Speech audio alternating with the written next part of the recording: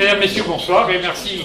C'est avec grand plaisir que l'association toulousaine des Amis de Pierre Teilhard de Chardin vous accueille ce soir pour la première des conférences de cette semaine. Cette manifestation qui était initialement placée et qui est toujours placée sous la présidence de M. Edgar Morin aurait dû permettre de l'accueillir et de l'entendre, perspective qu'il avait spontanément acceptée.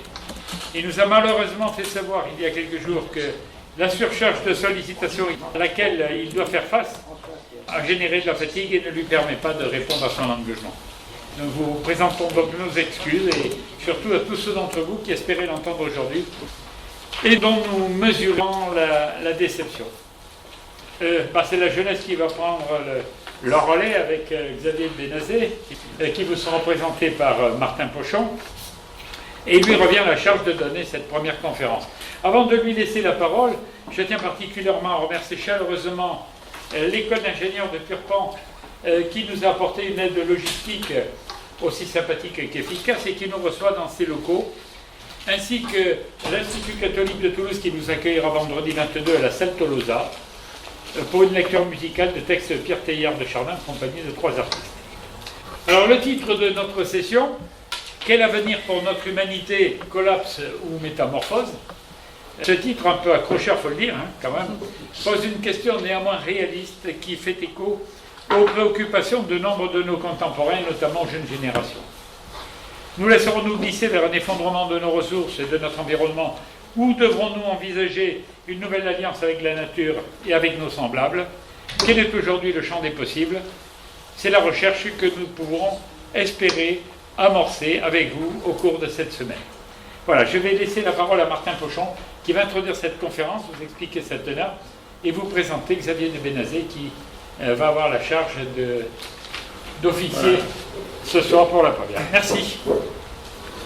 Donc, content de vous présenter Xavier de Benazet qui est un compagnon jésuite qui a fait l'école d'agronomie de Paris et qui ensuite est rentré dans la compagnie après et a monté le campus de la transition. Alors, on vous expliquera un peu ce que c'est.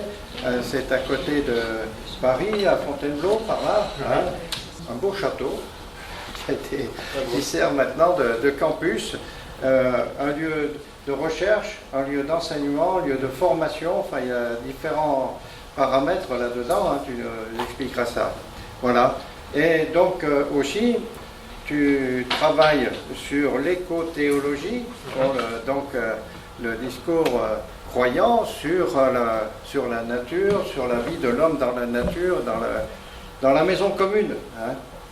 Et puis, tu es chargé dans la Compagnie de Jésus, chez les jésuites, de favoriser, de travailler pour que les communautés, les institutions, bien ma foi, se mettent en route pour vivre une transition écologique. Donc il y a du pain sur la planche, voilà, ça concerne différents aspects, la vie quotidienne, mais aussi les bâtiments et les déplacements, ou que sais-je, voilà, plein de choses. Donc, content de te donner la parole pour introduire cette session. Merci beaucoup Martin.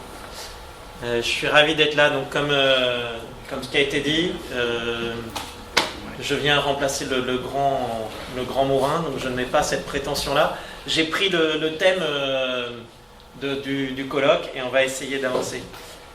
Voilà, ce que je peux commencer par dire, donc je suis jésuite depuis 10 ans et membre du campus de la transition depuis 3 ans, depuis sa création, aujourd'hui secrétaire général de cet asso. Ma famille est de l'Ouest, entre Bretagne et Anjou, et j'ai grandi à Marseille. Voilà. Ce qui est une manière de commencer en parlant de points d'ancrage. Et puisque la question du jour est en fait des 5 jours, il s'agit plus d'ouvrir des portes de ce que vous allez pouvoir, en picorant ou en suivant tout le programme des 5 jours, pouvoir aller. Je pense pour moi quelque chose d'assez essentiel en baignant dans ces questions, c'est où sont mes points d'ancrage et où est-ce que je m'insère dans le tissu du vivant. J'aurais pu développer une autre type de présentation, mais j'ai choisi ces 4 points-là pour vous les partager et je pense, vous allez voir, je pense que ce qu'on peut discuter ce soir, pas forcément facile à digérer. Du coup, je vous invite à vous tourner vers votre voisin ou votre voisine, voilà, prendre un petit temps, ça va durer 2 minutes, mais pour vous dire, vous, quels seraient vos points d'ancrage en fait face à ces questions de collapse, de métamorphose, où est-ce que vous vous enracinez? Alors, on prend 2-3 minutes et puis après on part dans la conf, mais je pense que ça vaut le coup de se prendre ce petit moment d'enracinement. Ok? Bon, c'est toujours trop court, mais voilà, c'est histoire d'amorcer la conversation. Oui. Alors, du coup, ce que je vous propose ce soir, voilà, c'est plutôt un petit itinéraire de balade et quelques portes. Étant donné la manière dont était posée la question, j'ai essayé de la suivre. La première partie, ça va être plutôt sur cette question, voilà, est-ce qu'on parle du collapse, le collapse avec un grand LE et un grand C au début, ou plutôt de séries d'effondrements au pluriel. Et voilà, mon option sera plutôt du côté des effondrements que le collapse absolu en un soir, le grand soir. Pour ceux qui ont vu, il y a une petite web-série qui s'appelait L'effondrement, qui est disponible sur YouTube en accès libre maintenant au fur et à mesure. Vous pouvez regarder, c'est pas forcément une anthropologie très sympathique, c'est 6 petits épisodes de 20 minutes je crois. Voilà, en tout cas c'est pas l'option que je suivrai ce soir. Et puis la deuxième partie sera plus une exploration à ouvrir des portes, et je suivrai la méthodologie qui a été développée en 2019-2020 par 80 enseignants-chercheurs qui ont été rassemblés par le campus de la transition, qui est donc ce lieu qui s'est lancé en 2018 pour répondre un peu aux demandes d'un certain nombre d'étudiants de grandes écoles et d'universités, d'enseignants-chercheurs qui disaient il faut qu'on lance un petit bateau agile à côté des gros paquebots, parce que les gros paquebots ne changent pas assez vite. Il faut dire que les gros paquebots institutionnels, certains travaillent peut-être dans la formation, les universités ont plutôt été poussées à prendre comme point de pilotage le classement de Shanghai ou le classement du Financial Times que la question de comment est-ce que je vais contribuer à une transition écologique et sociale. Voilà, donc il ne faut pas s'étonner des résultats quand vous prenez des indicateurs et que vous travaillez pour atteindre ces indicateurs, surtout quand ils sont plutôt antagonistes de ce que vous pouviez chercher du côté transition écologique et sociale, arrive ce qui doit arriver, vous n'avez pas pris le bon cap. Alors voilà, l'espérance du lieu n'est pas de fonder un truc à côté, parce que même si on aurait voulu ça, en fait ça ne sert à rien, parce que le temps que ça se lance, il sera trop tard.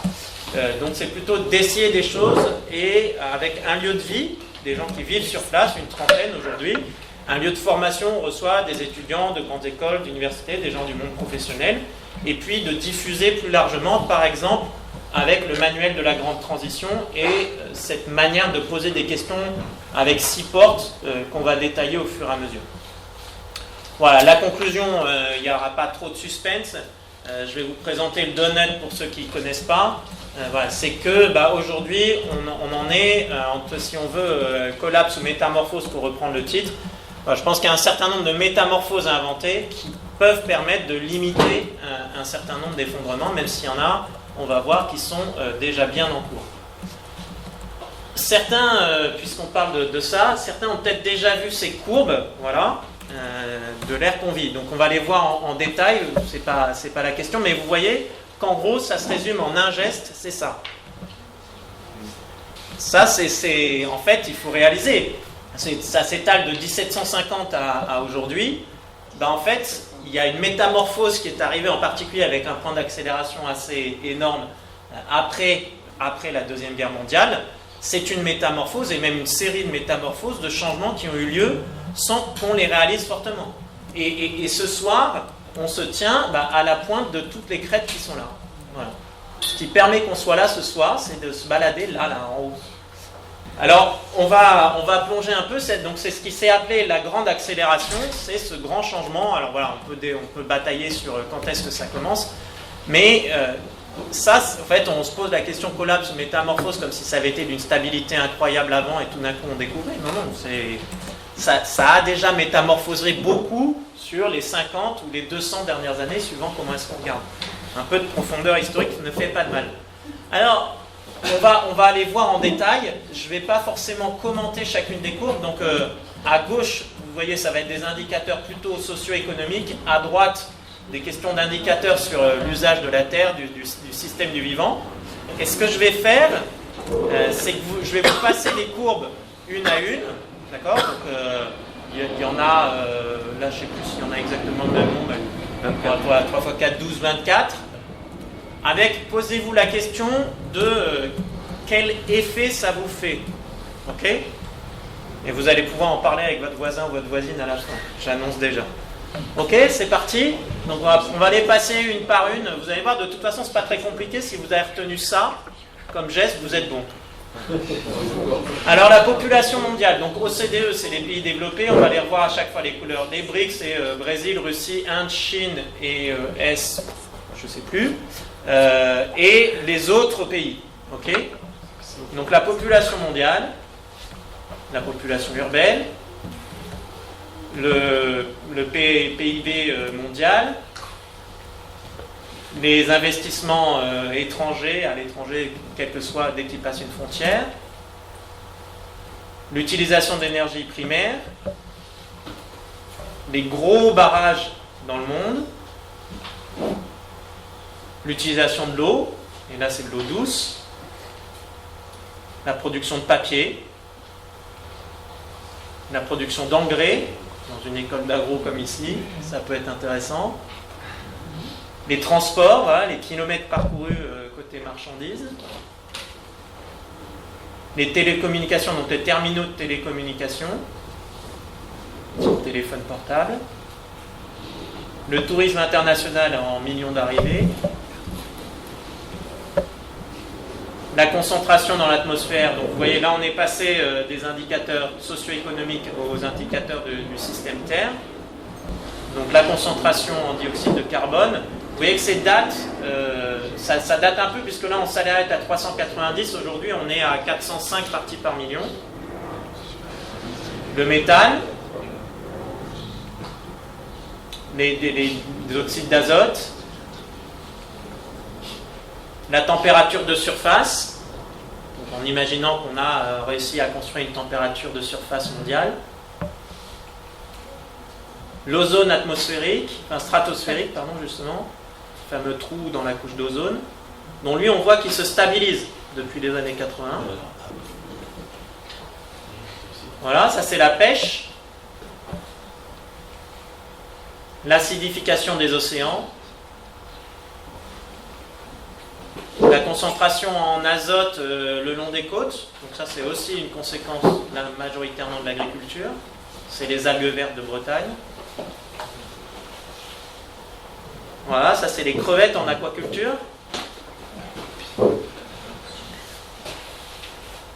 La perte de forêt tropicale. Les terres domestiquées, on va les faire défricher, mises en culture. Et un indicateur de dégradation de la biosphère.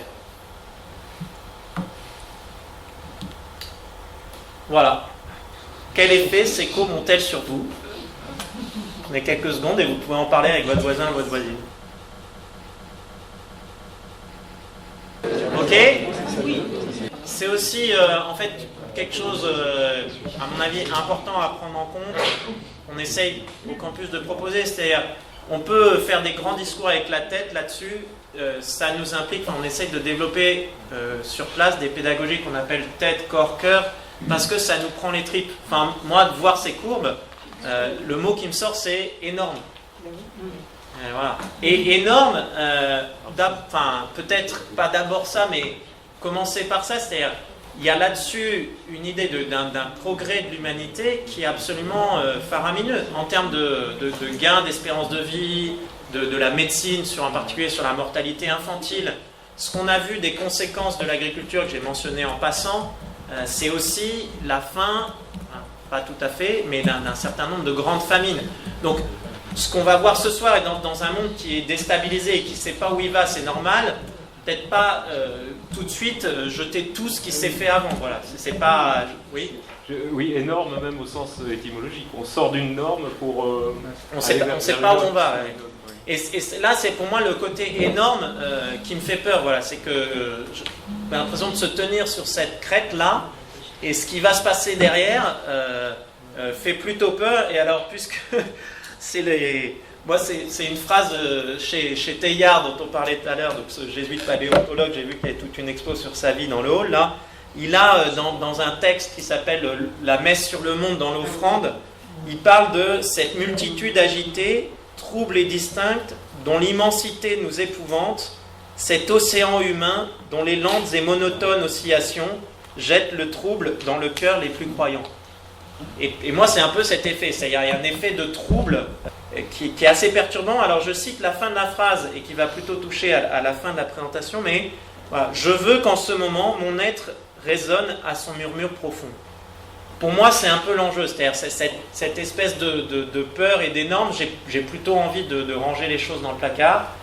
Oui, une remarque, c'est que une des premières des choses qui est énorme, c'est l'évolution de la population. Ah bah oui. Ça, c'est déjà le fait générateur, déjà, indépendamment de son comportement, c'est déjà numériquement son évolution. Ah oui, oui, mais après, voilà, il faut savoir de quelle population on parle, parce que la plupart de ce qu'on voit là dépendent des populations occidentales, qui n'ont pas accéléré aux mêmes vitesses. Voilà, donc faut limiter cette question-là. Ok, donc maintenant, oui. Oui, ce qu'on voyait aussi dans les courbes, c'est la part de consommation des ressources de l'OCDE. On s'attend pas à ce que ça représente autant. La zone verte, là, elle est énorme. Historiquement, nous sommes, les pays développés, largement les causes de ces hausses très très fortes. Enfin, donc dans les débats aujourd'hui, où vite ça peut venir, bon mais ça sert à rien qu'on bouge, puisque la Chine, l'Inde, le machin, la bombe démographique africaine, blablabla. Oui, non, en fait. On continue à peser 10, 12, 15 fois plus qu'un Somalien en termes d'impact sur la planète. Donc on va se calmer avant d'aller jeter la pierre sur les autres et de dire qu'on ne va pas bouger parce que... Puis on a un passif historique derrière nous. Voilà. On peut trouver ça juste ou non, mais c'est la réalité. Alors, de cette grande accélération, dont il faut retenir cette courbe exponentielle, quelles en sont les conséquences ? C'est là qu'à mon avis, on peut parler d'effondrement au pluriel plutôt que du collapse avec un grand C. Alors, il y a deux concepts qui disent un peu les conséquences. C'est l'anthropocène d'un côté, et puis qu'on va pouvoir voir, qui est lié à cette question de la grande accélération qu'on vient de voir. Donc l'anthropocène, c'est cette idée qu'on a vu, toutes ces courbes font que l'homme, donc c'est un terme qui est discuté aujourd'hui au sein de la communauté des géologues. Donc on parle bien de qualifier une période géologique d'anthropocène, c'est-à-dire marquée par l'activité de l'humanité. Ce qui est autre chose que de dire qu'on est très impactant, c'est-à-dire on nous met à la hauteur des forces géologiques. Même les géologues discutent des 4,5 ou 4,6 milliards d'années de la planète. Donc ils ont plutôt l'habitude, en plus de ça, c'est-à-dire de parler de puissance. Voilà, quand on parle de puissance, de force, c'est celle tellurique de la planète, et c'est sur des échelles plutôt de l'ordre du million d'années ou des dizaines de millions d'années.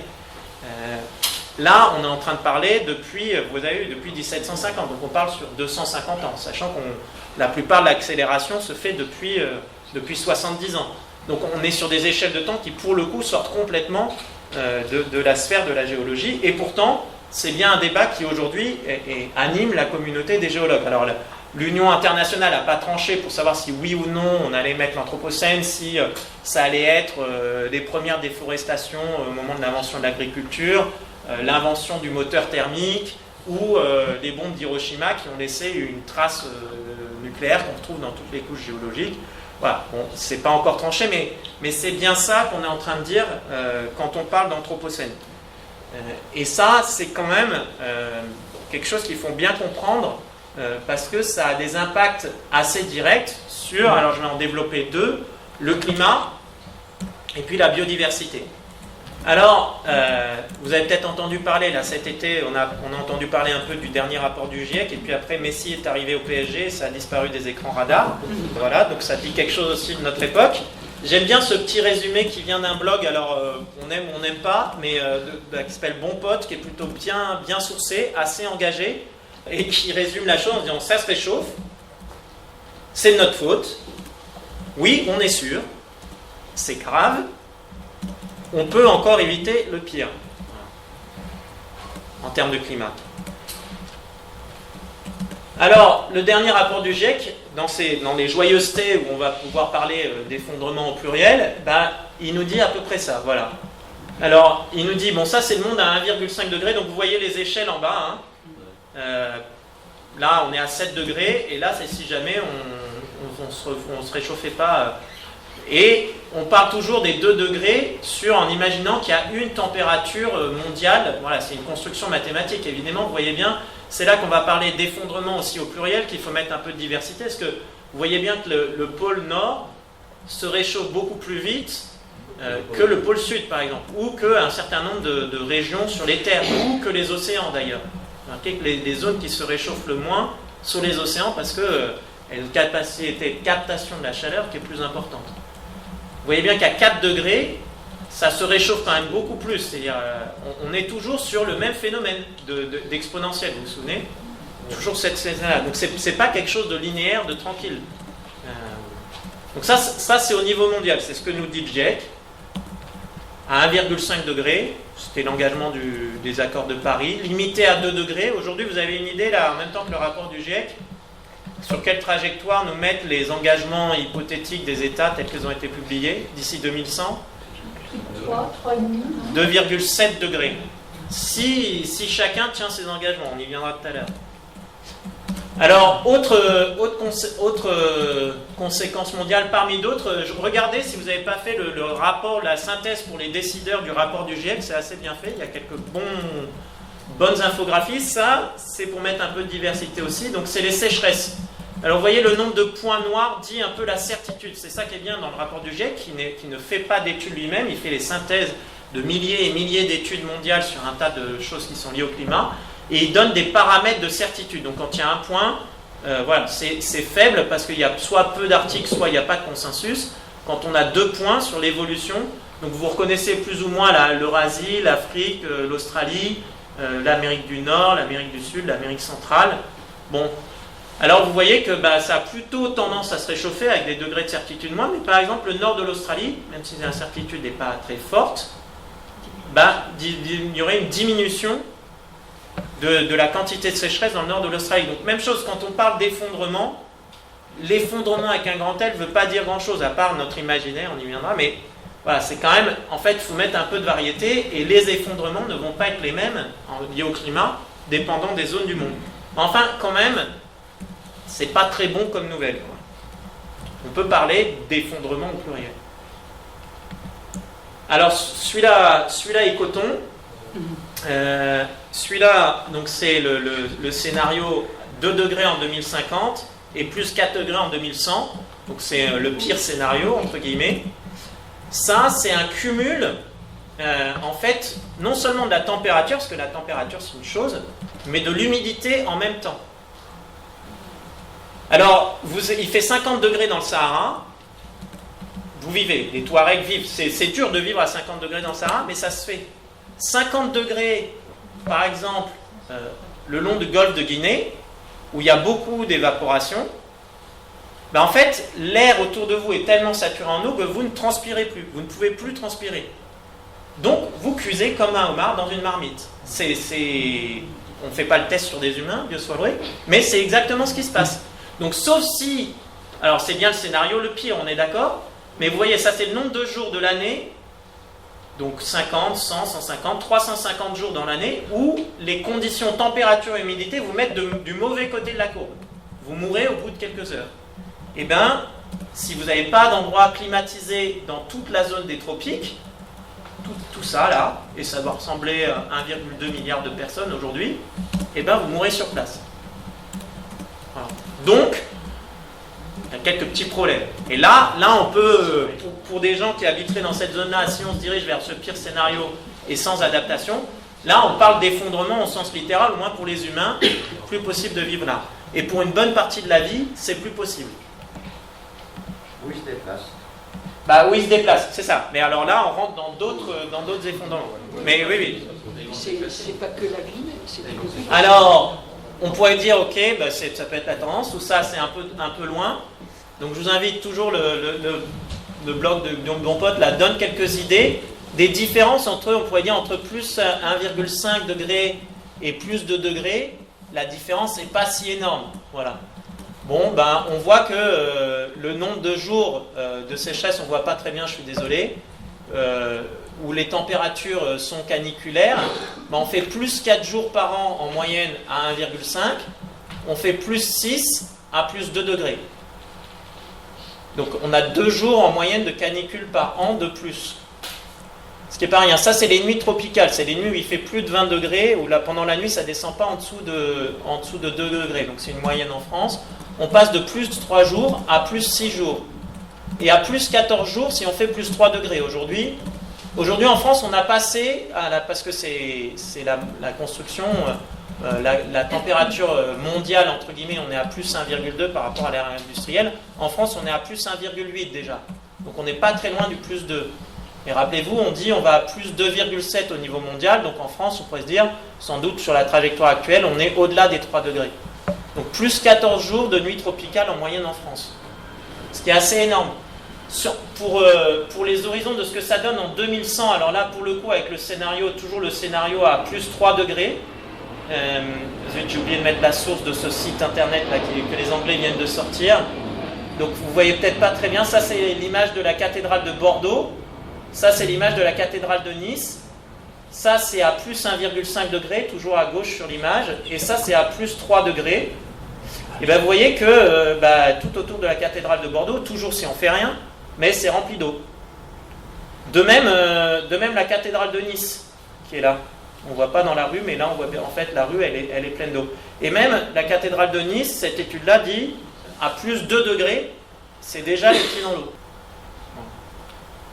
Alors peut-être pas les pieds dans l'eau permanents, mais en fait entre la hausse du niveau de la mer plus l'augmentation de la violence des événements climatiques, les vagues passent par-dessus. Donc si c'est pas permanent, ça peut être régulier.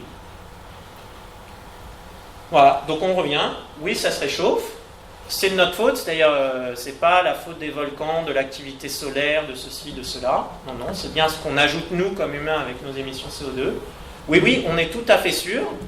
Ça, c'est une petite pierre dans le camp des climato-sceptiques.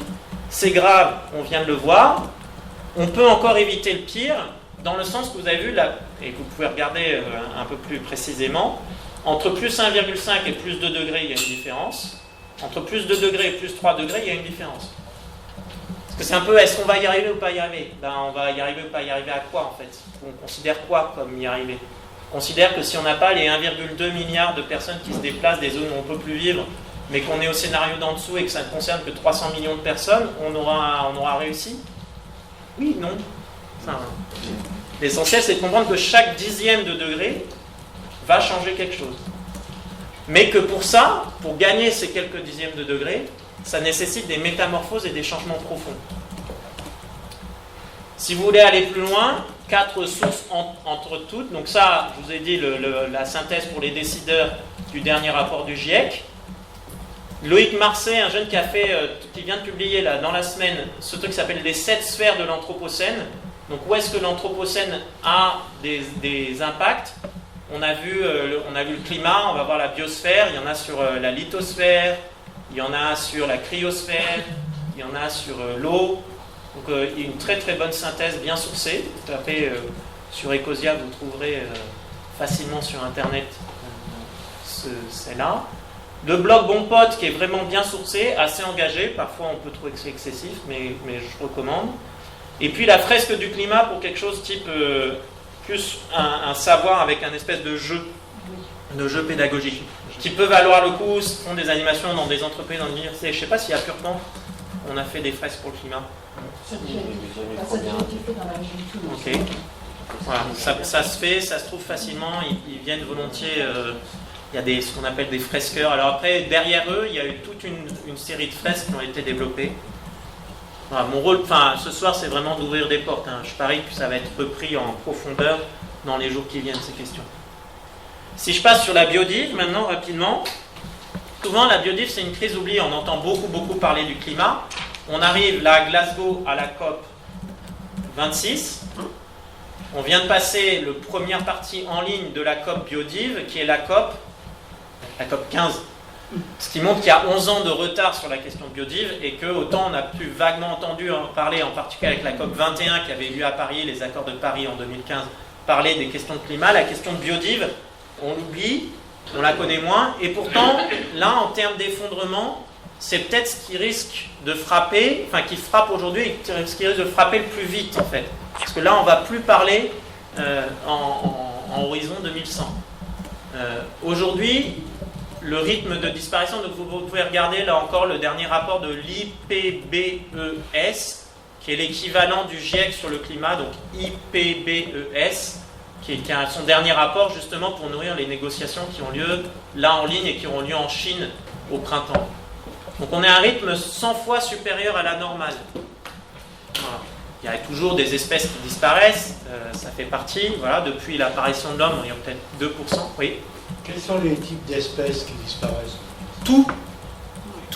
Des vertébrés, des insectes, des plantes, tout le vivant. En pourcentage, il n'y a pas que des insectes.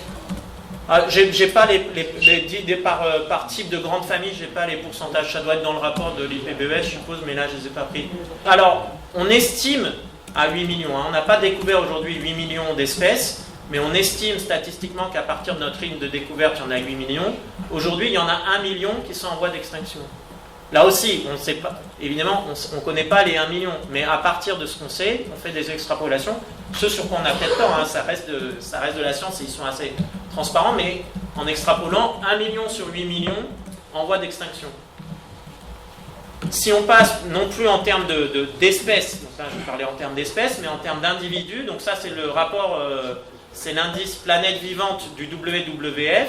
Depuis 70, dans le monde, on a perdu quasiment 70% des individus chez les vertébrés. Les populations de vertébrés ont perdu 70%, évidemment ça va dépendre des populations, mais 70% de leur quantité de membres. En France, même chose, là on a 13% des espèces en voie d'extinction. Et si on rajoute celles qui sont en danger critique, on est à 22 ou 23%, je sais plus. Et là on peut parler d'effondrement, parce que vous voyez que ça, rapidement, la première carte, elle dit où est-ce qu'il y a des populations de vertébrés avec moins de 1000 individus. Et donc du coup, voilà, plus ça monte, plus le risque est fort. Et bien vous voyez et la deuxième, c'est 5000 individus. Donc le nombre de populations. Donc ils sont tous les deux des seuils critiques d'extinction. Vous voyez que là où il y en a celles qui sont quasiment en train de s'éteindre avec moins de 1000 individus, ça se recoupe avec celles où il y en a 5000. Et ça, si vous réfléchissez écosystème, ça paraît logique, c'est-à-dire tout étant lié dans un écosystème, généralement quand il y a une espèce qui disparaît, ça a des conséquences sur celle qui l'entoure. Et ça tend à fragiliser l'écosystème, à quelques exceptions près. Et donc du coup, la chute de l'un entraîne la chute de l'autre. Sauf si l'espèce arrive à compenser ou que ça libère une niche écologique, oui. Vous pensez pas qu'il y a des créations d'espèces aussi? Il y a peu de création d'espèces, et en tout cas sur un rythme à l'échelle géologique. Donc oui, mais pas du tout au rythme 100 fois supérieur. On ne crée pas des espèces à un rythme 100 fois supérieur. Il y a le cas là, de ce papillon, j'ai oublié, à Londres pendant la révolution industrielle, qui a été classé comme une nouvelle espèce qui a muté, qui était blanc, et dans le fog de Londres, ceux qui ont muté pour devenir gris ont eu un avantage compétitif parce qu'ils étaient moins chopés pour les oiseaux, et ça a fini par créer une nouvelle espèce. Mais, voilà, et en plus, là, lié à la révolution industrielle, mais la révolution, enfin la grande accélération ne provoque pas une accélération de la création d'espèces. Par contre, elle provoque une chute très rapide du nombre d'espèces. Ok? Bon, là, j'ai manipulé des chiffres. Ça peut paraître très lointain. Voilà 4 visages que je vous invite un peu à contempler d'espèces en voie de disparition. Ça, c'est le rhinocéros de Sumatra. Ça, c'est un roitelet des îles Pacifiques. Ça, c'est la tortue espagnola dans les Galapagos. Et ça, c'est une représentante d'une famille des grenouilles d'Amazonie qu'on appelle harlequin avec un H, moi en anglais, pas dans le monde francophone. Voilà. À cela, il est probable que d'ici quelques années, on puisse leur dire au revoir. Et là, c'est comme le fameux dodo, on les reverra plus jamais. Est-ce qu'on est certain que les causes de la disparition des animaux que vous nous montrez, elles sont de cause humaine? Ou alors est-ce que c'est pas lié à un simple fait d'évolution, de sélection naturelle et finalement une sélection de l'espèce la plus forte? Je reviens sur le chiffre, c'est-à-dire aujourd'hui c'est 100 fois supérieur, le paramètre qui change c'est l'activité humaine. Donc peut-être que le rhinocéros serait mort par inadaptation à son milieu, mais par contre, sans doute pas les 4 et sans doute pas un rythme 100 fois supérieur. Regarde, si c'est des questions qui t'intéressent, le rapport planète vivante du WWF, c'est assez clair. En fait, il n'y a qu'un facteur qui explique ce rythme. L'IUCN le montre aussi. Ouais. Donc il y en a peut-être l'un ou l'autre qui aurait disparu tout seul, de toute façon à un rythme naturel, mais pas aussi vite. Ok, donc voilà, je pense que c'est important de réaliser ça. Alors peut-être que ça va faire tilt, peut-être que vous connaissez déjà cet exemple parce qu'il est souvent donné dans ce type de contexte. Je me souviens petit je vous ai dit, entre l'Ouest et Marseille, faire le trajet avec mes parents pour rentrer des vacances en voiture. On faisait de nuit parce que papa ne voulait pas avoir les embouteillages. Et notre grand jeu aux pauses dans les stations essence, il fallait, en particulier après la truc de soir, laver le pare-brise des insectes. Aujourd'hui, c'est fini. La nouvelle, c'est que les insectes n'ont pas décidé collectivement, tous ensemble, de migrer ailleurs. Ni de se dire, oh là là, les autoroutes sont dangereuses, on arrête de voler quand les voitures passent. On vole un cran plus haut. S'ils sont plus là, c'est qu'ils sont plus là. C'est qu'ils ont disparu. Il y a une info il y a quelques mois qui m'avait fait un peu frémir. Il y a un centre en Norvège où on garde l'ADN des principales espèces et ils s'étaient rendu compte que le terrain avait chauffé plus vite qu'ils ne pensaient, enfin l'évolution, et ils sont obligés de reconstruire les bâtiments. Donc c'est révélateur de la faiblesse. C'est bien gentil de récupérer l'ADN, mais après il faut le conserver déjà, et puis pour recréer des espèces plus tard, c'est pas sûr, quoi. C'est pas gagné d'avance. Non.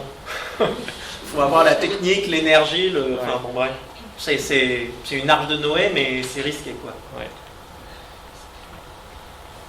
Voilà, alors je termine un peu sur cette partie-là, sur les collapses et les effondrements, avec cette approche-là, qui vient d'un institut à Stockholm, là.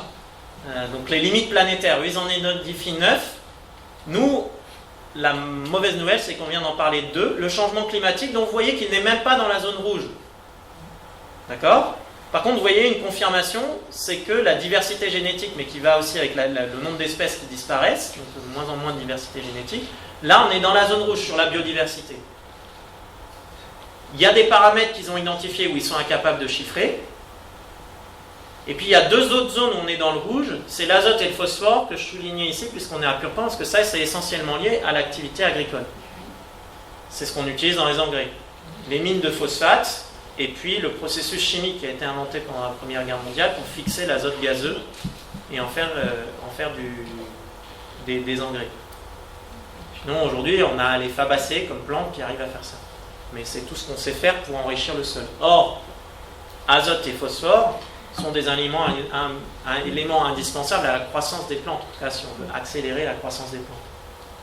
Et là, on a tellement perturbé le cycle, on est dans ce que les scientifiques de Stockholm... Les fabacées, c'est ce qu'autrefois on appelait les légumineuses, c'est ça ? Oui, c'est ça, exactement. Exactement. C'est la luzerne, les pois, c'est toutes ces familles.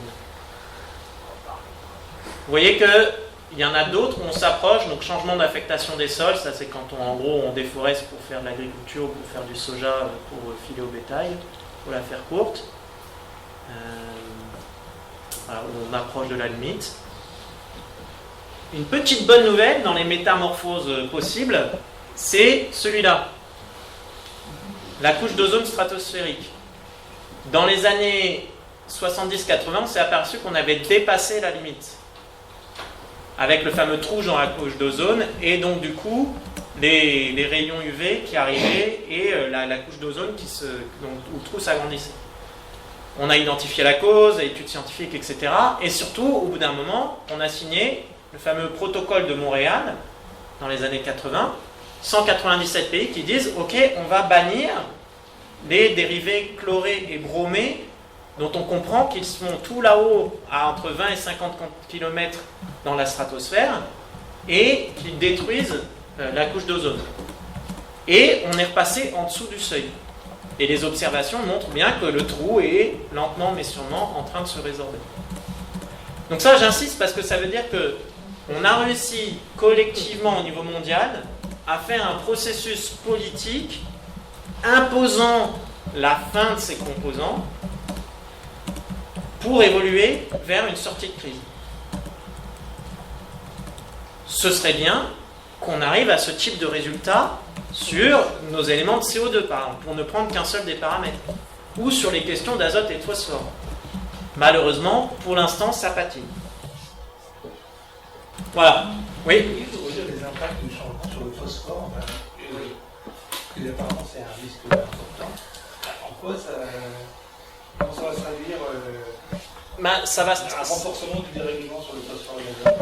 Ça se traduit par plusieurs choses. Ça se traduit une partie par l'épuisement des ressources, donc sans phosphore, plus d'engrais. Et là, on est bien embêté. Et puis par exemple, sur l'azote, mais ça vaut aussi pour le phosphore, sur des choses comme les algues vertes en Bretagne. C'est-à-dire, on sort des éléments qui sont du gaz pour l'azote ou du phosphore qui est stocké dans les roches, on le relargue, ça termine dans l'eau. Et là, on détruit les milieux. En fait, on les enrichit. Alors, on les enrichit, les algues sont toutes contentes, mais enfin, tout le reste est à peu près pas content. On perturbe le cycle, les équilibres qui s'étaient créés entre les divers réservoirs, on puise tellement dedans qu'on perturbe ce cycle-là et que du coup, ça a des répercussions sur le reste du vivant. Ça veut dire qu'on a trop utilisé d'engrais azotés et d'engrais phosphorés, c'est ça, et qu'on a du coup, non seulement en utilisant trop, perturbé les cycles naturels d'équilibre entre les réservoirs. Oui, bien sûr. On épuise aussi la terre. Et on épuise les ressources. Oui, alors c'est sans parler des sols. Enfin voilà. Alors oui, pardon. Autre enseignement. Et dire moins serait là, il me taperait sur la tête, parce que le grand enseignement de tout ça, donc tous ceux qui travaillent là-dedans, c'est des pensées systémiques. C'est la fameuse pensée complexe d'Edgar Morin. Je ne sais pas si vous l'avez déjà entendu en conférence. Relier, relier, relier. Ne pas fonctionner en silo. Donc ne pas fonctionner. Ce qu'on a tendance à faire, soyons honnêtes, parce que c'est assez simple, par exemple, aujourd'hui, en se focalisant beaucoup sur changement climatique égale CO2. On se concentre sur le CO2, le CO2, le CO2, parce qu'en plus, c'est un indicateur. On a fait ça, en fait. On a tout réduit par l'utilitarisme à un paramètre, l'euro ou le dollar, peu importe, à l'argent. Toutes les décisions peuvent se... Et après, on peut faire du plus-moins, c'est très facile, et on regarde si ça sort positif ou négatif. On a tendance aujourd'hui à vouloir faire ça sur le CO2. C'est un risque. Donc effectivement, de penser l'ensemble silo. L'agriculture et les impacts agricoles qui sont là ont des impacts sur le changement d'affectation des sols. Parce que là, on ruine des sols en même temps qu'on ruine l'eau, et donc du coup, on va en chercher d'autres. Alors, je vais aller assez vite parce que là, il s'agit d'ouvrir des portes et d'explorer quelques métamorphoses en cours. Et pour le faire de façon un peu systémique et couvrir un peu plein de champs différents, parce que je pense que c'est un message, en tout cas pas mal discuté dans un certain nombre de conférences au campus avec pas mal de gens qui passaient. Il y a un peu cette question, qu'est-ce que je fais ? Est-ce que l'avenir de l'humanité, c'est de devenir permaculteur dans un petit coin sur faire mon hectare, enfin non, même pas mon hectare en permaculture, mon demi-hectare de micro-maraîchage et poules pondeuses. Peut-être, ça peut être une solution d'évolution. J'en connais certains, et pour eux, c'est une vie bonne. Mais je pense qu'aujourd'hui, le problème est tellement complexe qu'il va concerner toutes les compétences et types de métiers. Donc, ce que je vais essayer de partager là, c'est qu'en gros, quelle que soit votre formation et votre goût, il y a de quoi s'engager. Voilà. Il y a de quoi essayer de faire pousser les différentes métamorphoses qui sont en train de se mettre en place et d'essayer de contribuer sur celles qui sont plutôt positives. Donc, on va parcourir 6 portes qui portent des noms grecs. Voilà. Cécile Renoir, qui est religieuse de l'Assomption et qui est enseignante à l'ESSEC, à Sciences Po, aux Mines, et qui était un peu au cœur de l'équipe du campus de la transition et du manuel de la grande transition, a trouvé ces noms-là. Donc il y a des restes de philosophie. Donc oikos, la maison, c'est tout ce qui est scientifique. Ethos, ça va être la manière de décider, la question éthique. Nomos, à part qu'est-ce qu'on prend comme norme, comme mesure. On parlait des normes, voilà, aujourd'hui on est hors mesure. L'hubris grec. Le logos, comment est-ce qu'on raconte ces histoires ? C'est quoi les récits qui portent ces histoires ? la praxis, la manière de mettre en œuvre, et puis la question dynamique sur laquelle je finirai, sur la question d'une reconnexion, on pourrait dire, de la dimension spirituelle d'une vie, même si elle n'a pas d'expression religieuse à proprement parler. Alors, oikos, je l'ai passé très vite. Donc s'il y en a que ça intéresse, il y a cette synthèse qui s'appelle Manuel de la grande transition et qui développe tout ça. Parce que, en gros, oikos, c'est ce qu'on vient de parcourir, au moins sur 2 paramètres. C'est cette connaissance de la maison et de la crise de la maison actuelle. Voilà. Il y a un chapitre qu'on n'a pas du tout, enfin toute une question qui est autour des communs. Et on ne peut pas ouvrir toutes les portes ce soir. Alors, la question souvent, c'est comment est-ce qu'on mesure toutes ces questions-là? Alors là-dessus, on peut ouvrir plusieurs portes. La plus traditionnelle, dont vous avez sans doute entendu parler, c'est la question de sortir du fameux PIB. Comment est-ce qu'on sort de l'obsession de la croissance du PIB, puisque un certain nombre d'études, j'ai quelques slides mais je ne les ai pas mis là, montrent qu'au bout d'un moment, entre la croissance du PIB et la croissance du bonheur de la population, du bien-être, de la santé sociale dans des populations, en fait ça se décorrèle au bout d'un moment. Est-ce que c'est vraiment la peine que des gouvernements n'aient comme seul objectif principal que la croissance du PIB, puisque visiblement ça n'a pas l'impact attendu sur le bien-être des populations? Bon, je passe sur ce débat. Je vais en développer un parce qu'il est assez d'actualité. C'est par exemple la question du droit, donc dans les règles. Alors, on peut se targuer en France d'avoir quelque chose qui s'appelle la stratégie nationale bas carbone. Je ne sais pas si vous aviez déjà entendu, SNBC. Et ça, c'est un beau document qui dit, voilà, dans les années 90, on était ici, en termes d'émissions nationales. Avec la partie verte, c'est les puits carbone. Donc on compte nos forêts, nos processus qui absorbent du carbone. Bon, voilà. On était là. Si on veut tenir nos engagements de l'accord de Paris, il faut qu'en 2050, on arrive ici. Bon, on va faire une courbe comme ça. Et on essaye d'expliquer comment on va faire ces diminutions progressives. Bon, c'est un effort de planification qui est réel. Enfin, je veux dire, ça vaut le coup de regarder la stratégie nationale bas carbone. Ça vaut le coup d'écouter toutes les annonces qui se font sur les neutralités carbone. Là, tout le monde y va de « moi ce sera en 2050, la Chine a dit 2060 et je ferai plus et je ferai moins ». Bon, toutes les grandes annonces. 2050, c'est quand même à la fois proche, à la fois assez loin. Les annonces sur 2030 sont plus floues. Si ce n'est qu'à des points d'étape, on se dit si en 2050 on va être là, il faudrait être là en 2030. 2030, c'est sûr que là, on pourrait plus juger. Pourquoi je dis ça? C'est parce que ça, très bel effort de s'adapter et de tenir en compte ce que Oikos nous dit.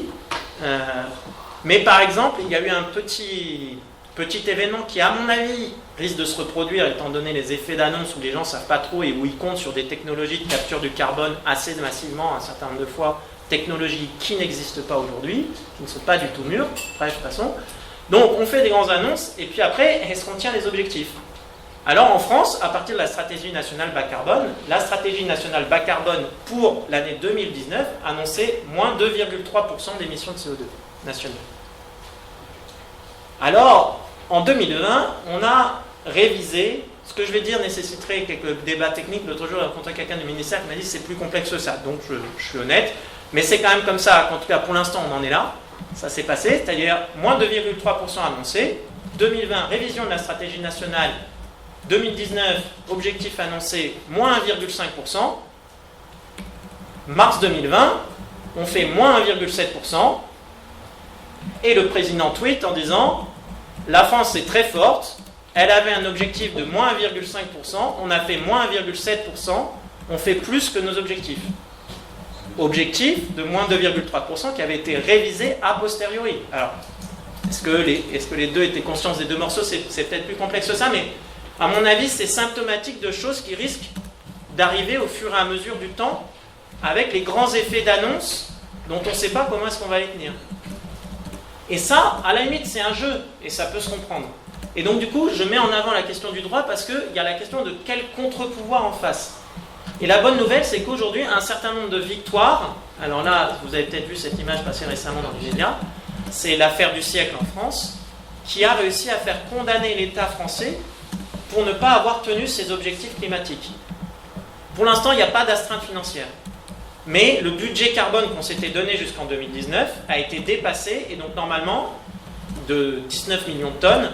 Et donc normalement, on doit non seulement faire pour les 5 prochaines années le budget prévu, mais on doit en plus réduire des 19 millions de tonnes qui n'ont pas été exécutées cette année. Et là, je crois que l'État a jusqu'à, alors je ne sais plus si c'est 2023, pour montrer qu'il va les faire, non seulement tenir les objectifs de la prochaine série, mais les 19 millions. Et à partir de ce moment-là, s'il ne les fait pas, pour le coup, ça ouvre la possibilité à une astreinte financière en millions d'euros à chaque fois que l'État continuera à ne pas tenir. Et cette victoire française, elle a été portée par 4 ONG, elle a commencé à être en 2015 une victoire à peu près du même type, dont la photo est là, Urgenda, ONG des Pays-Bas contre l'État hollandais.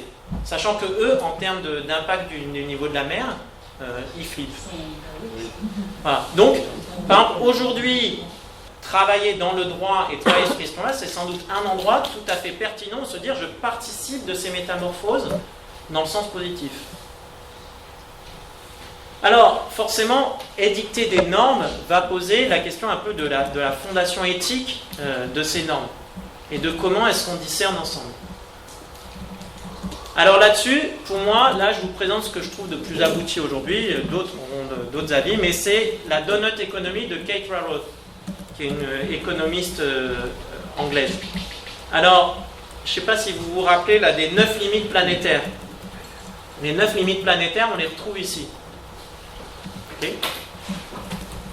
Et en fait, en regardant les 9 limites planétaires, cette économiste se dit, mais je vois bien, mais où est-ce qu'est le social ? Et là, elle se dit, eh ben, en fait, je vais ajouter le social. Donc là, en 11 paramètres, éducation, résilience, égalité des sexes, eau, accès à la nourriture, santé, les emplois, le fait qu'on ait une voix, la démocratie. Et du coup, elle dessine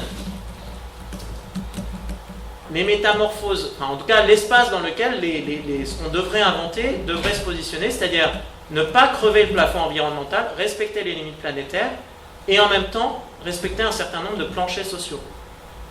Et souvent, en tout cas, ce qui peut être un reproche fait au monde écologiste, de dire vous oubliez les humains là-dedans. Là, les deux sont mis ensemble et en termes d'imaginaire, ils disent ben voilà, là-dedans, je ne sais pas ce qu'est une vie bonne. Vous voyez qu'en termes éthiques, il manque encore, ou en tout cas le débat reste ouvert, mais par contre, c'est dire qu'en dehors de cet espace, donc c'est le fameux, c'est donut parce que ça a la forme de cette pâtisserie horrible. Bon, après, pour nous, Français, c'est quand même le signal de la malbouffe, donc c'est dommage comme métaphore. Mais voilà, elle dit, une vie bonne est forcément dans ce cadre-là. Et forcément dans ce cadre-là au niveau mondial. Or aujourd'hui, si on regarde les pays, donc ça c'est tous les pays et leur population, et si on regarde, donc là vous avez le nombre de planchers sociaux qui sont atteints. Donc aujourd'hui dans la théorie actuelle, plus vous avez de planchers, vous allez atteindre planchers sociaux, plus vous êtes développé. Et ici c'est les limites biophysiques qui sont transgressées. Enfin, voilà. On voit qu'aujourd'hui, ce qu'il faudrait, c'est avoir un maximum de planchers sociaux et un minimum de plafonds environnementaux. Enfin, ouais, c'est ça. Donc, il faudrait être dans cette zone-là. Il n'y a personne. Donc, aujourd'hui, regarder le monde, quand on parle de métamorphose, quand on parle de conversion du regard, ça invite à complètement changer l'idée de quel pays est développé. En fait, aucun. Donc, cet axe horizontal des limites biophysiques, ouais. Qu'est-ce que ça veut dire ? Ça veut dire que ces paramètres-là, est-ce qu'ils sont dépassés en termes de si tout le monde vivait comme des Français, comment ça se passerait ? Ouais. S'il vous plaît, c'est oui. le pays qui est le plus quand même là. Là, le Vietnam. Ah, c'est le Vietnam. Un autre, sur d'autres types de classements de ce genre-là, un autre pays qui est assez proche, vous allez voir pourquoi je fais le lien, c'est Cuba. Ça donne une idée de se dire, oui, mais comment est-ce qu'on arrive dans cette zone-là en termes démocratiques ? Okay. Alors, en termes éthiques, ça invite aussi à se poser 3 grandes questions, enfin à revenir sur des fondements éthiques, en tout cas qui sont sans doute, qui font plus trop partie de notre paysage et de notre manière de penser. Pour la faire courte, et j'ai eu un certain nombre de cours de philo pour savoir que je vais faire à la SERP, excusez-moi, on peut peut-être distinguer 3 grands modèles éthiques, donc 3 grands modèles de raisonner pour se dire est-ce qu'une décision est bonne et de se dire qu'est-ce qu'une vie bonne. Il y a l'utilitarisme, le conséquentialisme, voilà, qui dit, bon, en théorie à la base, c'est je vise le plus grand bonheur du plus grand nombre, un monsieur qui s'appelle Bentham, mais qui lui-même, déjà au XVIIIe, dit alors attention, quand on va passer dans la sphère publique, il va falloir, c'est dur de parler de bonheur, donc d'acheter des poires et des pommes, on va devoir tout résoudre dans un paramètre, l'argent. Donc on revient sur ce qu'on disait tout à l'heure. Donc aujourd'hui, c'est quelles conséquences de ma décision? On est censé être des homo economicus qui calculons rationnellement. Okay, donc utilitarisme, c'est celui dans lequel on baigne très largement. Enfin, vous verrez, vous pourrez vous poser les questions entre les modèles, mais il y a de fortes chances qu'au moins sur une partie de votre vie, vous fonctionnez comme utilitarisme. Le deuxième, c'est le modèle déontologique et c'est le devoir de Kant. Voilà, c'est le devoir moral. Tu dois agir de telle manière que la maxime de ton acte puisse être appliquée universellement. On peut dire qu'aujourd'hui, on l'a plutôt très largement évacué, ce modèle-là. Je pense qu'il n'y a pas grand monde qui continue à fonctionner comme ça. Le troisième, qui avait été évacué depuis un moment, mais qui aujourd'hui revient en particulier par la question écologique, c'est l'approche de l'éthique qui vient d'un monde grec d'Aristote, par exemple, dans l'éthique à Nicomaque, et qui est l'approche des vertus. Et de se dire, ma vie bonne, c'est de vivre par un certain équilibre, et de vivre un certain nombre de vertus, et de lutter contre un certain nombre de vices. Et donc du coup, quand je prends des décisions, j'essaye d'avancer sur le chemin de la vertu. Alors attention au volontarisme, enfin, tous ces systèmes-là ont leurs limites, hein. Il n'y en a pas un qui doivent s'imposer aux autres, mais c'est juste dire que ce modèle qui avait plutôt tendance à disparaître revient pas mal, en particulier en se disant, mais en fait, il y a un certain nombre peut-être de vertus écologiques auxquelles on devrait être éduqué, sur lesquelles on devrait pouvoir avancer. Donc même chose, si on est philosophe, si on est éthicien, si on est théologien moraliste, ce chemin-là, aujourd'hui, revient et pourrait contribuer à un certain nombre de métamorphoses. Okay. Rapide, je fais vraiment couvrir des portes, je suis désolé, mais je me suis dit que c'était un peu le début de la conf, donc ça valait le coup d'ouvrir des portes. Donc la question du logos, voilà, des récits, de la parole. Alors, est-ce que les gens connaissent Bruno Latour? Ça vous dit quelque chose, son petit bouquin Où atterrir, passe à Gaïa comme conférence, ces conférences sur le climat, ça vaut vraiment le coup. À ce schéma-là, je vais y venir, mais peut-être que c'est le moment de réaliser qu'en termes de récits autour de nous, il y a un certain nombre de récits qui se développent aujourd'hui. On peut dire que peut-être le récit néolibéral qui a porté notre fameuse grande accélération arrive en bout de souffle. En tout cas, la crise écologique ou les crises écologiques et sociales le chamboulent pas mal. Et dans cette espèce d'entre-deux où on ne sait plus très bien où on est, un certain nombre de récits apparaissent. Et vous pouvez les entendre autour de vous. Il y a une partie du récit néolibéral qui dit, encore plus en fait, si on touche les limites, c'est qu'on ne l'a pas fait vraiment. Multiplions les accords de libre-échange, resignons, encore moins de barrières, la libre circulation des biens, des capitaux, les personnes, ça n'en est pas encore tout à fait, mais encore plus, parce que c'est pour ça que ça bloque. On a des récits nationalistes. On reprend le contrôle des frontières, on ferme, on se concentre sur notre communauté, à nous, et ça ira bien, au moins pour nous. On a des récits, et c'est pour ça que j'évoquais Cuba, le Vietnam, on a des récits qui peuvent s'entendre sur la dictature verte éclairée à la chinoise. Voilà. Finalement, ce serait tellement plus simple si on faisait comme les Chinois qui disent on arrête la production d'électricité, je vous ai donné des quotas d'électricité au charbon, donc vous êtes en train de tous les atteindre en ce moment, c'est pas grave, donc on ferme les centrales. Voilà. Il y a un quota, le parti a dit, On peut voir une certaine partie sans doute d'un récit dans d'autres sphères culturelles du côté du djihadisme comme une alternative. C'est-à-dire, ce récit néolibéral vient de l'Occident, il nous a amené à une certaine catastrophe. Nous, à partir de ce qu'on lit de notre culture, on a un récit alternatif, le djihadisme, une communauté internationale unie ensemble. Et puis là-dedans, on a un récit de transition écologique qui essaye de se frayer son chemin, dans lequel on va revenir à la diversité, mais en gros, sur ce récit-là, Bruno Latour dit, en gros, on est en train de changer, c'est pour ça qu'on peut vraiment parler de métamorphose ou de tremblement de terre, On est en train de passer, en gros, d'un système politique qui opposait avant ceux qui étaient autour du local et ceux qui étaient autour du global, les traditionalistes et les modernistes. Et on est en train de basculer entre ce qu'il appelle le hors-sol. Ah oui, j'ai oublié de mentionner un des récits hors-sol, transhumaniste. Donc, puisque on peut se détacher de notre condition terrestre, faisons-le. L'immortalité est à portée de main et Mars aussi. Ou le fait de se considérer comme terrestre, comme membre inséré dans ce tissu du vivant. Et ça redéfinit un certain nombre de débats.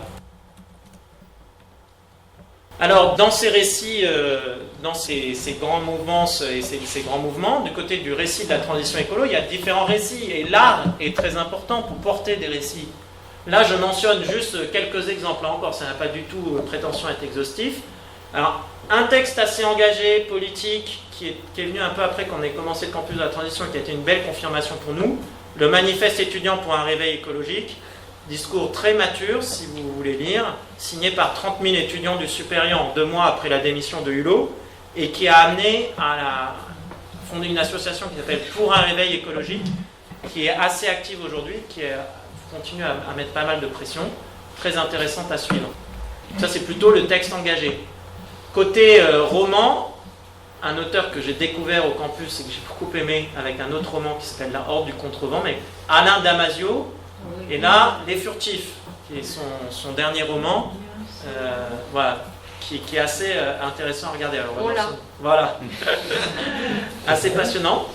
Pour ceux qui veulent explorer des mondes et dans des anthropologies, des visions du monde différentes, Alessandro Pignocchi, qui a fait sa thèse en anthropologie avec Philippe Descola, grand nom français de l'anthropologie au niveau international, et qui fait des délicieuses petites BD. Alors en particulier, je vous conseille les 2 premiers tomes. Après, j'aime moins la tendance violente qui monte. Mais Petit traité d'écologie sauvage, c'est le premier tome, et La cosmologie du futur. Vraiment, c'est délicieux. Et ça vous plonge, en fait, il imagine un monde qui fonctionnerait avec la vision du monde des Indiens Jivaros, où il a fait sa thèse et où Philippe Descola avait fait sa thèse. C'est vraiment délicieux. Alessandro Pignocchi, P-I-G-N-O-2-C-H-I. C'est des BD là. Ouais, c'est des BD, c'est des romans graphiques. Voilà. Puis après 2 films assez différents, on aurait pu regarder les bandes annonces, rien que ça, vous pouvez regarder les bandes annonces, ça vous donne déjà le thème. Une vérité qui dérange, Al Gore, quand il était candidat à la présidence en 2005 aux États-Unis, et Demain. Voilà, 2 manières de raconter l'histoire complètement différentes, et donc 2 récits différents, lequel vous avez envie de suivre. Regardez la bande annonce et dites-vous comment ces récits-là m'emportent ou pas. Ça vaut vraiment le coup. Et le premier à gauche, s'il vous plaît. Oui, Les Furtifs de Alain Damasio. D-A-M-A-S-I-O. Les Furtifs. Alors, je reviens sur le schéma de la tour et sur la diversité des récits écologiques parce que je pense qu'il est bon aujourd'hui, en tout cas, de se poser la question. Moi, j'ai une option assez claire, mais je comprends que d'autres le veulent. Donc, je suis conscient aussi qu'en les mettant les choses comme ça, je positionne les choses. Aujourd'hui, on peut dire, dans le discours qui dit « Ok, il y a une transition écologique à faire, il faut faire du développement durable », ce sont déjà 2 mots différents. Il y a 2 récits qui se dessinent. Je vais les opposer, ils peuvent avoir des ponts, c'est pas noir et blanc, ok. Mais quand même, ça vaut le coup, quand on écoute ce qui se raconte, de se dire où est-ce que ça a tendance à se situer. Il y a un récit qui est croissance verte. Donc finalement, vous vous rappelez, la courbe là, celle-là, elle est sponsorisée à coup d'énergie fossile. Elle nous a apporté un tas de progrès. La bonne nouvelle, c'est qu'il suffit de changer la couleur de l'énergie, qu'elle passe de noire à verte, et on pourra continuer. Je caricature un peu, mais in fine, c'est quand même ça. Je ne me pose pas la question des limites. Il n'y en a pas. La technologie nous a fait repousser des limites et nous fera repousser des limites. Très clairement, France 2030 se place ici. Après, on peut, et je dis, tout n'est pas à jeter, mais c'est quand même un discours. L'autre tendance, et vous aurez vu, c'est ce que j'ai essayé de développer ce soir, c'est de se dire, non, en fait, ce ne sera pas suffisant. Il y a sans doute une partie des questions à aller chercher, des réponses à aller chercher là, et des métamorphoses, des transitions à faire. Mais là, j'ai pris le logo du mouvement Slow Food mais un certain nombre, c'est la question de la décroissance. Car en tout cas, parce que c'est souvent un argument, oui, mais vous comprenez, on ne peut pas dire ça aux Africains, aux Indiens. Non, je n'ai pas parlé des Africains, des Indiens, on est d'accord, je parle de nos pays développés. Il va falloir être capable de se dire, bon, comment est-ce qu'on décroît économiquement? Je pense que, ou alors quelqu'un me montre comment il respecte les limites planétaires et les planchers sociaux au niveau mondial, je reviens à la donut économique, sans avoir à faire ça, et j'applaudis dès demain et je me réjouis beaucoup parce que ce sera beaucoup plus facile. Malheureusement, aujourd'hui, je ne vois pas. Vraiment, je ne vois pas.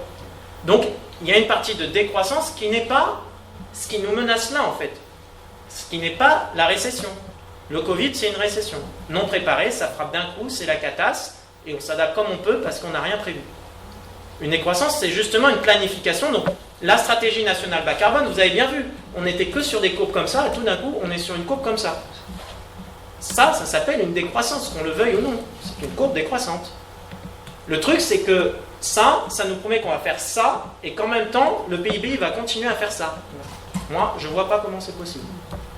La décorrélation partielle, un petit peu oui, mais vu les ordres de grandeur en jeu, pas possible. Derrière, une grande question, c'est la question de la transition énergétique. On a juste sur la question de l'énergie, et je pense que dans les débats qui vont nous occuper avec la campagne présidentielle, on va beaucoup parler de quel mix énergétique, le nucléaire, les éoliennes, les machins. Bon, très bien, parlons-en, mais parlons surtout de comment est-ce qu'on va diminuer la consommation d'énergie. Et ça, il se trouve que la semaine prochaine, le scénario le plus sérieux que j'ai vu jusque-là, c'est le scénario qui est porté par une association qui s'appelle Negawatt, et ils sortent leur nouveau scénario le 26 octobre, la semaine prochaine.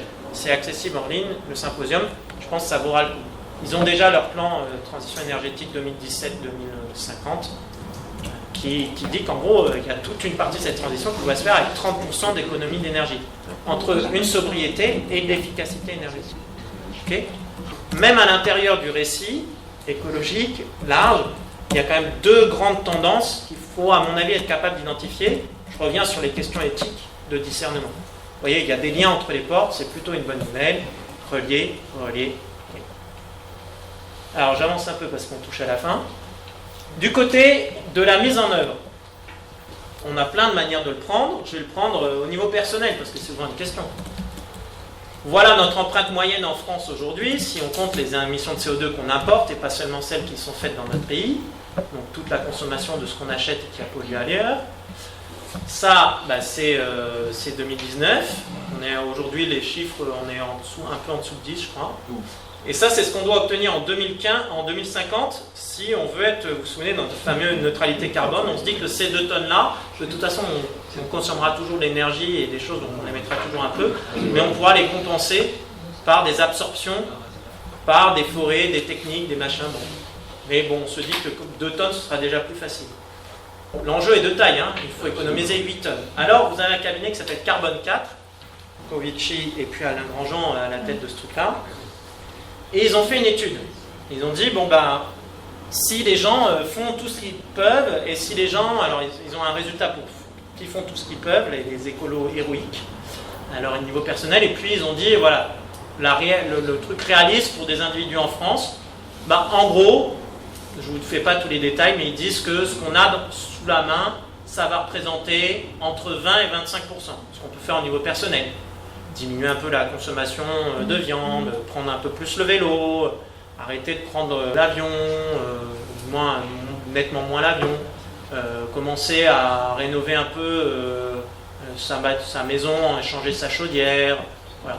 Bon, en gros, on a 20%. C'est déjà beaucoup. Si on faisait tous ça, en gros, l'objectif, le point d'étape de 2030, là, on l'aurait tenu. Donc, pas nul.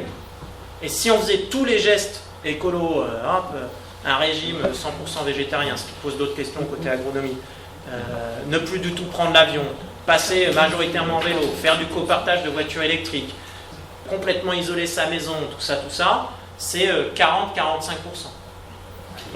C'est quand même solide. Ah oui, il y a des questions d'investissement personnel. Là, sur une implication normale, ça laisse 75% sur le collectif en fait. On revient sur les questions, quel mix énergétique, quelle politique de transport en commun, quelles aides pour que les investissements individuels se fassent, quelle transition et quelle préparation de transition vers des métiers. on voit bien que les échelles sont loin d'être seulement au niveau personnel, même si elles sont non négligeables, et que là encore, on revient sur des visions plutôt côté éthique, c'est-à-dire la vision d'une société de consommation individualiste, elle a tendance à dire « vous devez faire vos efforts ». C'est l'individu consommateur qui va faire ses efforts et qui va faire changer le système.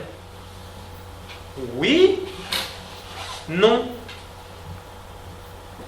Ça n'est pas seulement, la consommation est un gros levier d'action, ce ne sera pas le seul. Ou alors on reste toujours dans le même modèle. Là, il y a des décisions politiques communes à faire ensemble, et à toutes les échelles. À l'échelle d'un quartier, à l'échelle d'une ville, à l'échelle de région, à l'échelle nationale, européenne, internationale. Et il y aura une question sociale. Donc ça, c'est une étude d'Oxfam qui essaye d'attribuer, depuis 1990, les émissions de CO2 en fonction du revenu. Le 1% les plus riches de la planète émettent 15% des émissions CO2. Si on prend les 10% les plus riches, avec les 1%, enfin les 9 plus 1, ça fait 52% des émissions de CO2. Les 90% restants émettent les 48% restants. Attention, j'étais un colloque avec un économiste de pointe qui dit « Cette étude a quand même eu une fâcheuse tendance à prendre, pour la faire court, à dire c'est une fonction affine, donc plus vous avez d'argent, plus vous consommez de manière proportionnelle, et donc du coup, votre impact augmente proportionnellement. » C'est pas vrai, c'est-à-dire c'est pas corrélé comme une ligne droite. Au bout d'un moment, ça s'amortit un peu, vous avez consommé beaucoup, voyagé beaucoup en avion. Bon, à chaque fois que vous gagnez 1000 € de plus, vous n'ajoutez pas 1000 mètres carrés à votre maison et 1000 mètres carrés de chauffage. Ben voilà.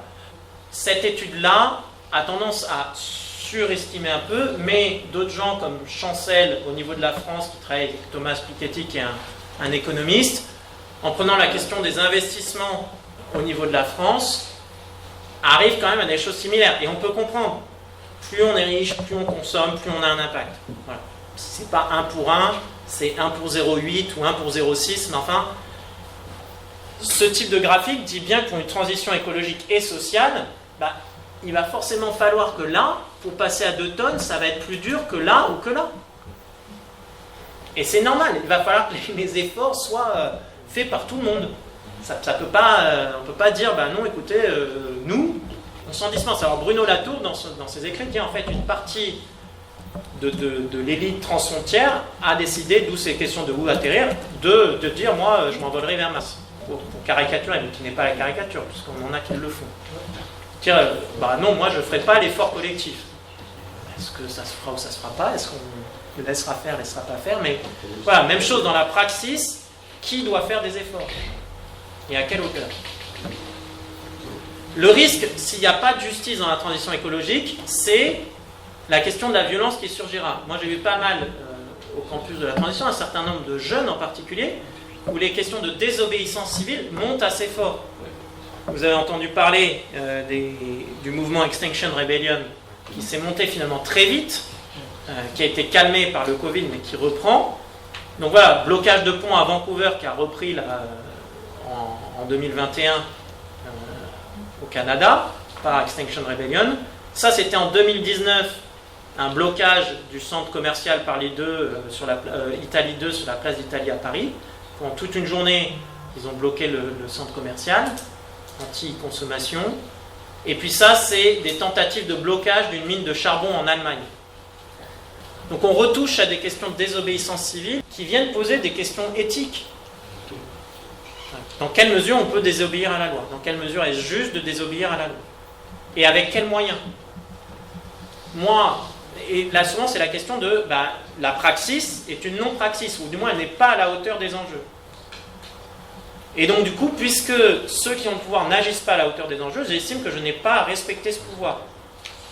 Mais où est-ce qu'on va mettre la limite du non-respect du pouvoir, Et il y a un moment où le risque, c'est que, comme les choses risquent de se tendre, et comme la violence va monter, c'est de dire à un moment, la désobéissance civile qui est 100% pacifique, va passer un seuil qui est le sabotage, et potentiellement après, la question de dégâts collatéraux humains peut s'ouvrir.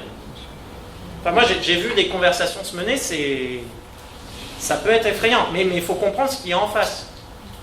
Il y a 20 ans de non-praxis, d'inaction. Donc, dur de jeter la pierre, mais je pense que il faut entendre ça. Sinon, ça risque juste de nous péter à la figure, sans qu'on l'ait vu venir. Et pour ça, à mon avis, quelque chose d'important, c'est cette question de la reconnexion à soi, aux autres humains et à la nature. Si je prends un langage de croyants chrétiens, je dis à la création, et je rajoute comme relation fondamentale Dieu. Si, dans le milieu écolo, en tout cas, un certain nombre de potes qui ne sont pas du tout croyants, ça ne pose pas de problème, cette question d'une transcendance, de l'ouverture à plus grand que soi. Ça peut être le collectif, ça peut être la nature, ça peut être les énergies, ça va apporter des noms différents. Après, on peut discuter, mais voilà, ces trois relations fondamentales et la question de Dieu, de l'ouverture à plus grand que soi. Pour ça, quelques pistes encore. Un outil qu'on utilise beaucoup au campus de la transition, le travail qui relie, Joanna Macy. Donc, le campus de la transition est un projet aconfessionnel ouvert à la dimension spirituelle. Le château passoire thermique dans lequel on est mis à disposition par les religieuses de l'Assomption qui avaient un établissement là qui a fermé. C'est soutenu par les jésuites, par les auxiliatrices, mais par d'autres aussi, par la Fondation de France, par d'autres fondations. Et ça travaille avec des universités. Et la laïcité française fait qu'il ne s'agit pas d'en faire un projet confessionnel. Donc comment est-ce qu'on, dans un contexte aconfessionnel, on peut parler de cette dimension spirituelle, de cette dimension de reconnexion? Le travail qui relie, qui est une méthode d'éco-psychologie qui travaille surtout en collectif et pas beaucoup avec de l'écoute active et des exercices, travaille à 4 étapes, s'ancrer dans la gratitude, et ça je pense c'est l'attitude spirituelle fondamentale pour traverser, d'où ma question de départ sur c'est où mes points d'ancrage, où est-ce que je m'ouvre, de quoi est-ce que je m'émerveille, où est-ce que je puise cette gratitude. La deuxième qui est d'honorer sa peine pour le monde, donc de ne pas zapper, de ne pas vouloir se cacher les yeux, ce que je disais un peu du énorme, j'ai juste envie de le mettre dans un placard et de ne pas le voir, puis changer de regard et aller de l'avant. Si ça vous intéresse ce type de questions, allez jeter un coup d'œil sur le travail qui relie. Joanna Macy, l'espérance en mouvement ou éco-psychologie pratique et rituel pour la Terre. Voilà. Travail qui relie, vous regardez sur internet, vous trouverez vite. Joanna Macy, M-A-C-Y. Ouais, c'est la fin. Là, une autre piste, c'est les questions de permaculture. Alors, non pas les questions de est-ce que je fais des buts dans mon jardin potager, mais d'une vraie approche philosophique, une éthique de vie, une manière de vivre, qui vise beaucoup sur la question de la relation. Et puis, la contribution là-dedans d'un certain nombre de religions, de traditions spirituelles. Donc, il y a une association interreligieuse qui travaille sur ces questions au niveau international, Greenface par exemple. Ça se fonde dans des choses qui existent depuis les années 80. Ça, c'est la rencontre à Assise qui avait lieu entre toutes les religions. On connaît le pape Jean-Paul II au milieu, 1986, ouais. Et puis là, Yann Appius Bertrand, je le mets parce que justement dans les questions de tradition spirituelle sans être confessionnelle, qui lui dit, moi ma spiritualité passe par l'art. Il a rencontré le texte Laudato Si, donc l'encyclique du pape François sur les questions d'écologie, une parole chrétienne ouverte à tous, et il dit, moi, c'est le texte en termes de profondeur et de prise en compte des enjeux que je trouve le plus profond. Et donc il a dit, moi j'ai envie d'illustrer ce texte de mes photos, de faire cette rencontre spirituelle. Et magnifique texte à lire, et l'illustration par Yann Appius Bertrand est absolument splendide. Voilà, dans des dialogues qu'on aurait pu dire impossibles avant. On va dire non. Les cathos, c'est les cathos, ils sont à part, on les laisse, et nous, c'est hors de question d'aller discuter avec ces gens-là. C'est hors de question de discuter entre religions. Je pense que la question de l'écologie fait bouger ces lignes-là. Voilà, conclusion.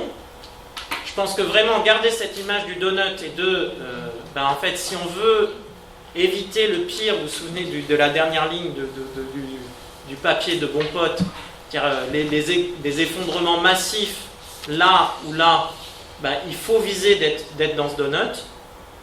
Et après, comment est-ce qu'on va inventer cette vie-là? Il y a un tas de choses à inventer dans chacune des portes. Donc, une place pour tout le monde. Merci.